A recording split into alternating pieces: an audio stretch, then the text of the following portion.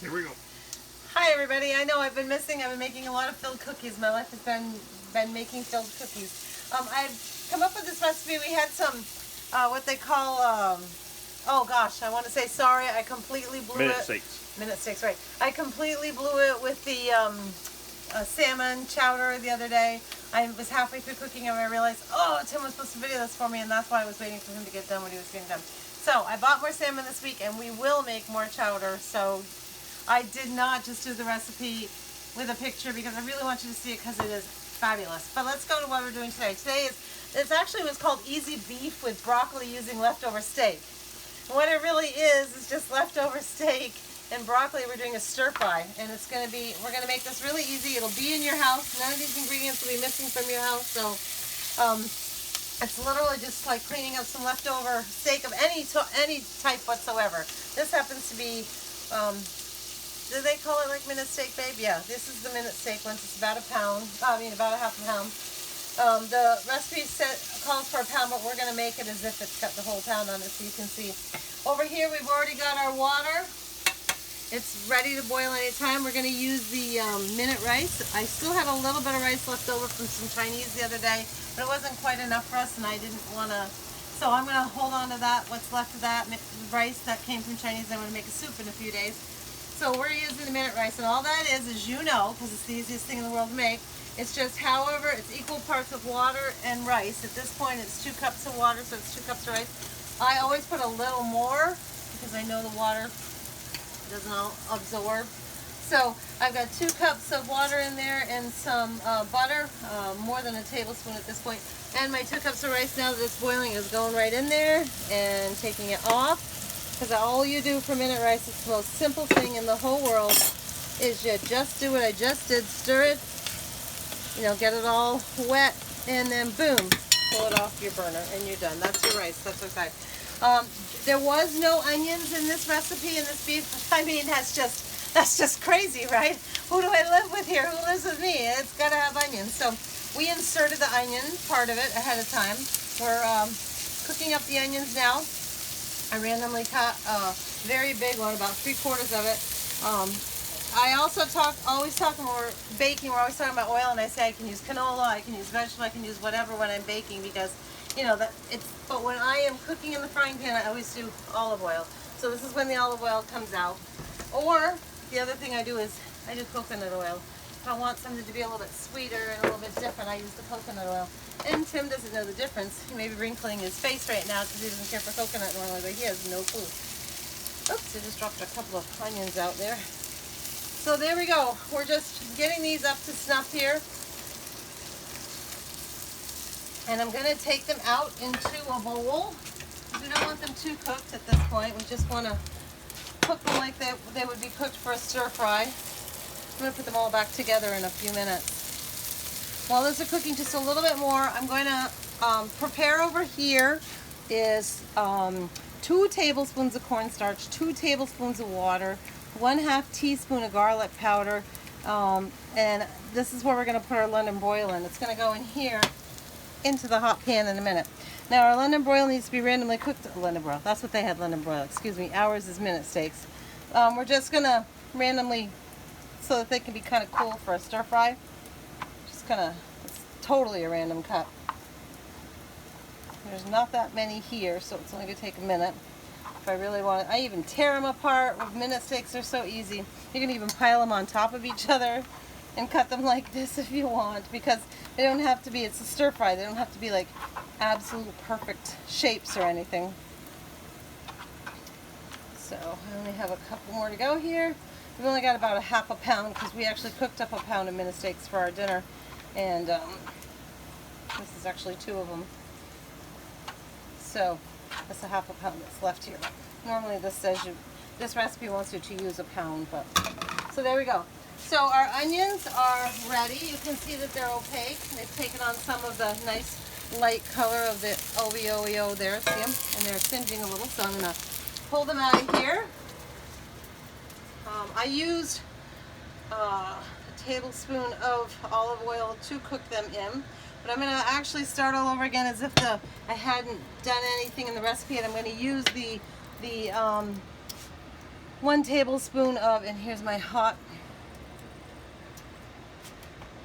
1 tablespoon of olive oil, and here's my hot pan.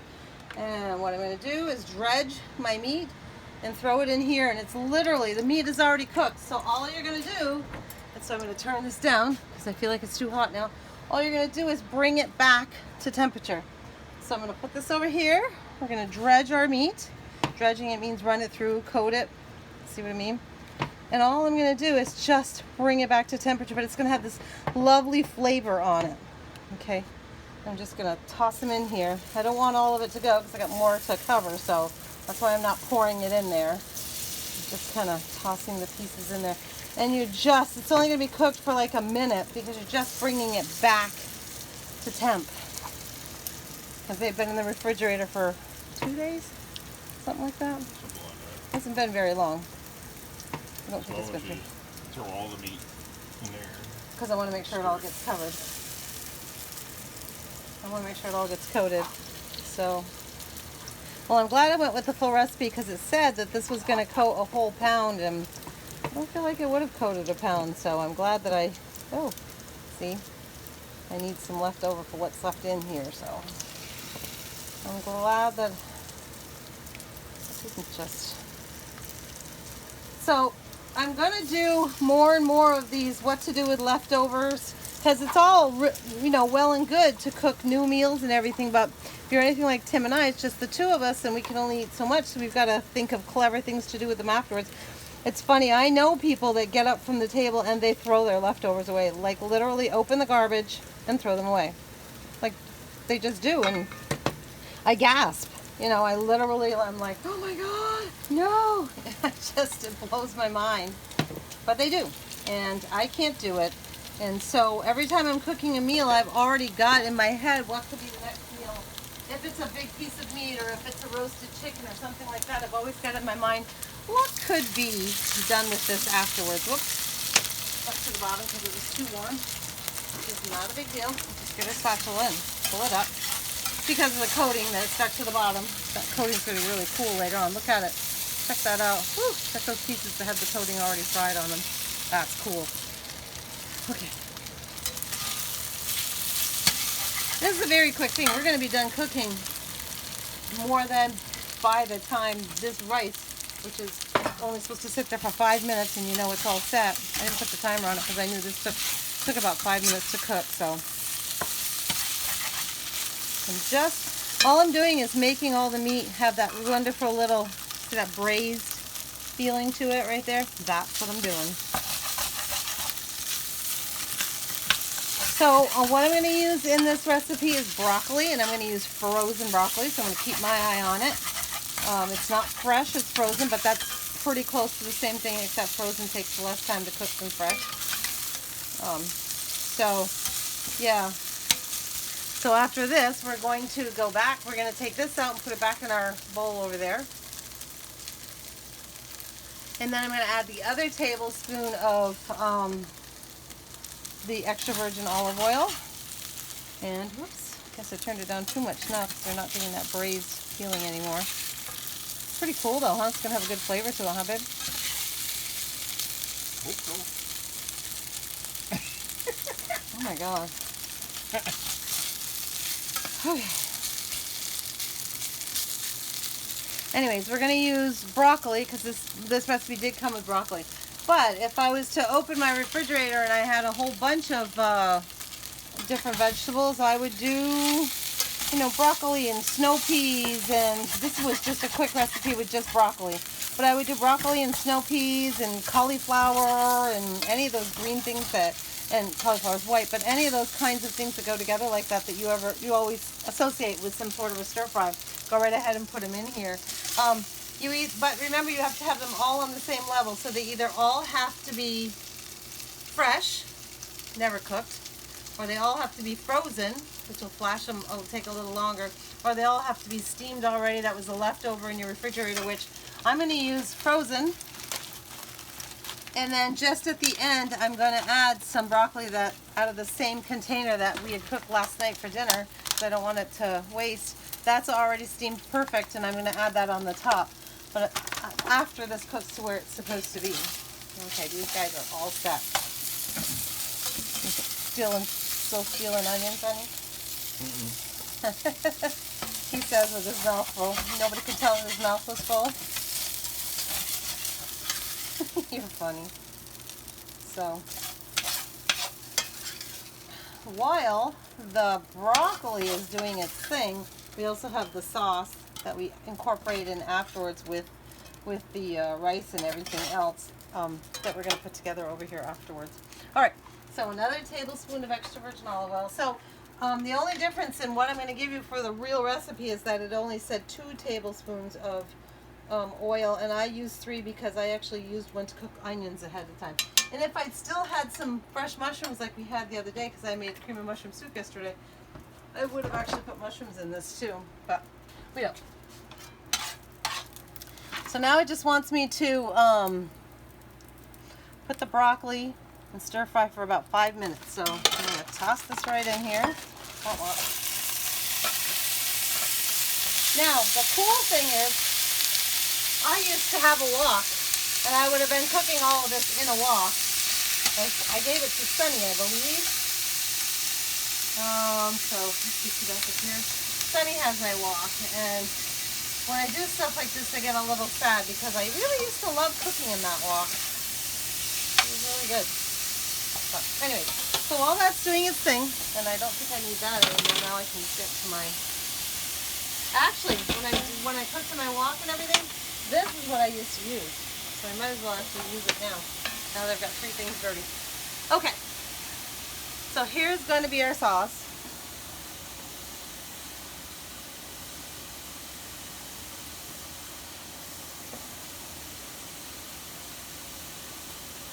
Okay, so we have 1/3 cup of soy sauce, and inside here you can see it looks like a combination of things because it is. The original part of it is 2 tablespoons of brown sugar. I threw a teaspoon of ginger on top of that. Oops, ginger is, there we go. There we go. Get that to. This is when we put it all back into this pan. We are going to put this as the sauce to incorporate it all together afterwards. So I just want to keep moving those so nothing gets hurt over there. Yeah, I heard the cat knock something over. That's our life, right? So what's missing from here is that there was 1 more tablespoon of cornstarch, because this actually the recipe starts with 3 tablespoons of cornstarch. We only put 2 in here. The other one goes inside this. So, and then that's done. So what went on the beef there was garlic powder, like I said, garlic powder, and cornstarch. But it gave it a nice, I don't know if you can even see, but look at that nice little, see, browned up thing. And it was already cooked, so we didn't need to cook it. We just need to bring it back to temperature and brown it up. This we want to keep moving because we just want this to get thawed out. It's funny. Notice I didn't use the word unthawed. So, it's so funny. Thawed out is what I'm trying to do. I'm trying to thaw out this broccoli. It's been a big bone of contention with some of my friends lately. We've been having conversations about people that use the words thawed out. What am I gonna use that thawed out meat for? What am I gonna, no, unthawed. What am I gonna use that unthawed meat for? And I'm like, well, you can't use it unless it's thawed or thawed out. But they call it unthawed all the time. It's not the word, it's thawed out. Unthawed means it hasn't been thawed yet. So people kind of, it's funny listening to people's speech and what they say sometimes. Okay.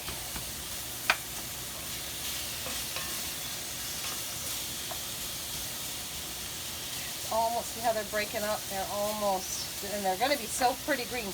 You know what I would love to have put in here? I would have loved to have thrown a handful of carrots. Look, that red would have been gorgeous in here, huh? Definitely carrots. If I had broccoli, I would have done that. I just happen to have this really, the last of the bag of, well, I should show you what it was. The last of the bag of broccoli that came from the fire department's pop-up sale. Our fire department's Fairfield Fire Departments had 3 pop-up sales, and oh my God, we got the most amazing products. And Look how big these pieces of broccoli are. I've never once gone to the grocery store and bought any broccoli florets that are huge like that. They're fantastic. I love it. Absolutely love their pop-up sales. I've gone to every single one and totally loved it. Now, when I'm normally cooking these little things, I usually take the time to, you know, cut those a little bit smaller because they are so big. But the pop-up sale is always the restaurants, of course, have not. Well, when the coronavirus started, the restaurants weren't open at all, and they had a lot of stuff in their shelves or stuff that had been ordered from Cisco and stuff, and they didn't want it to go bad, and so they offered it to like the fire departments or whatever to sell it so that it wouldn't go bad. And so the first one was amazing because you couldn't go shopping to speak of. You were really, really still not understanding COVID, and nobody wanted to be anywhere. So going in a grocery store, you felt like you were taking your life in your own hands back then. And back then, you definitely took every item when you got home, and you used your Clorox wipes, and you wiped every item down before it went in your cupboards and stuff. And it was such a scary time. And then they had a second one a month or so after that, which was really great because they expanded their items. The first one they did, you know, had some good items on it, but it was limited as far as variety on some things. And then, of course, Grady's Golden Goodness, always pals with us. Grady's Golden Goodness right here in Fairfield. The most amazing thing. They've given butter, and they have given eggs. They gave butter twice and eggs the third time. It was just a beautiful thing that Grady's Golden Goodness did. And then Fairfield Market, there at Fairfield Center, just before the bridge, gave milk last time, you know, as a nice thing for everybody that bought something. So it's amazing. It's amazing. And Grady's Golden Goodness, there are so many ways that you can support Grady's Golden Goodness. My easiest way is because I do all my shopping online. I don't go to the grocery store unless I absolutely have to. And Walmart.com, I was given a beautiful Christmas present. Amy Jenkins, I got a year to Costco, which is fantastic. I'm so excited to go. But my things have been coming from either Amazon or Walmart up until now.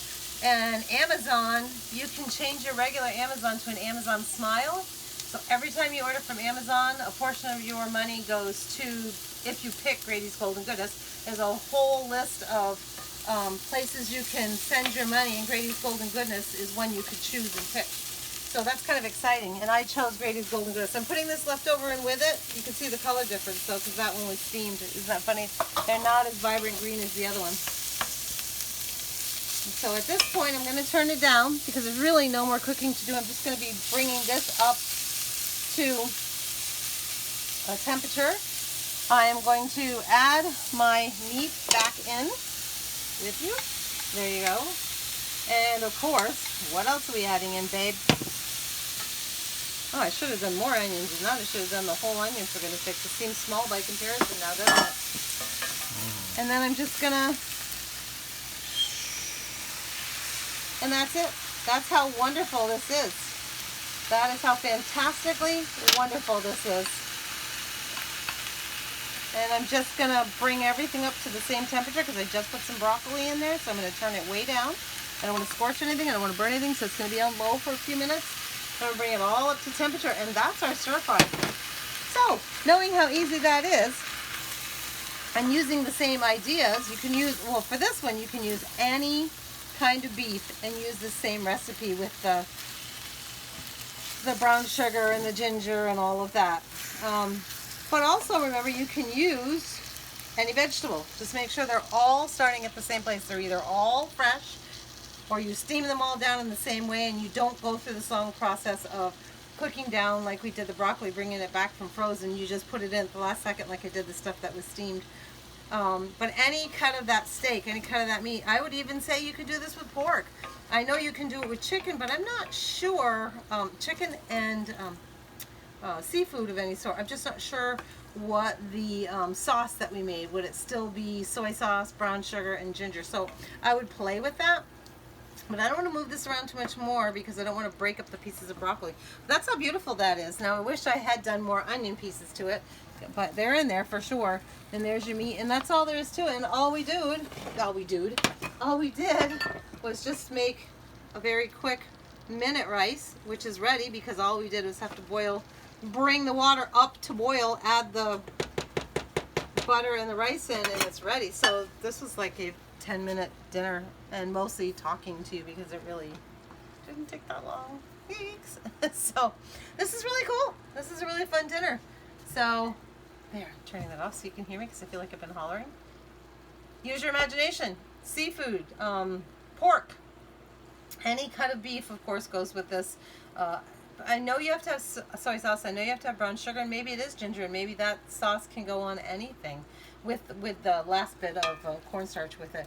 Maybe that does go with anything, but let's play around with it at home. You know, you got the leftover pork chops, you got the leftover shrimp, lobster. I can imagine shrimp and lobster and all of that inside there. Ooh, that would be fantastic. And also, it doesn't have to be rice. Get yourself some pasta. You got some leftover pasta in there? I don't happen to. Tim just ate the leftover spaghetti today, but I could have had some leftover pasta in there. And then rice would have been, I wouldn't have done rice. I would have just put it over leftover pasta. So use your imagination. It's a 10-15 minute meal, but it's all fresh, wonderful ingredients, and you know you're feeding yourself healthy. Talk to you later. Thanks.